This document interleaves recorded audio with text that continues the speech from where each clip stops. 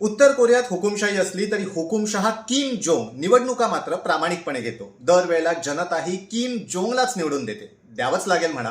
पण या सगळ्यासाठी जी निवडणूक प्रक्रिया राबवली जाते ती अगदी भारतासारखी आहे, पारदर्शक.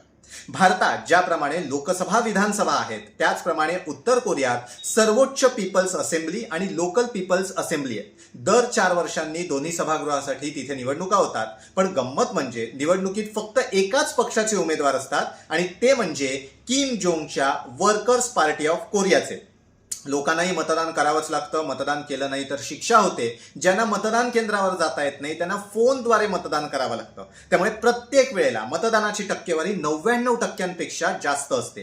किम जोंगच्या किंवा त्याच्या पक्षाच्या उमेदवारांविरोधात कोणालाही उभं राहता येत नाही. त्यामुळे मतदारांना किम जोंगच्याच पक्षाला मतदान करावं लागतं. आपल्याकडे जशी मतपत्रिका असते तसं तिथे एक कार्ड दिलं जातं ज्याच्यावर किम जोंगच्या पक्षाचं आणि उमेदवाराचं नाव लिहिलेलं असतं. तो पक्ष आणि उमेदवार आवडतो की नाही केवळ हेच नागरिकांना सिलेक्ट करायचं असतं.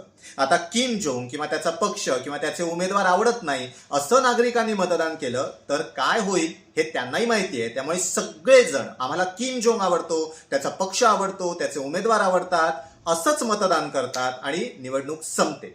मतदानानंतर अनेक महिन्यांनी निकाल लागतो आणि प्रत्येक वेळेला किम जोंग आणि त्याचाच पक्ष जिंकतो. असोत, उत्तर कोरियाच्या निवडणुकांबद्दल तुम्हाला काय वाटतं आम्हाला कमेंट बॉक्समधनं नक्की सांगा.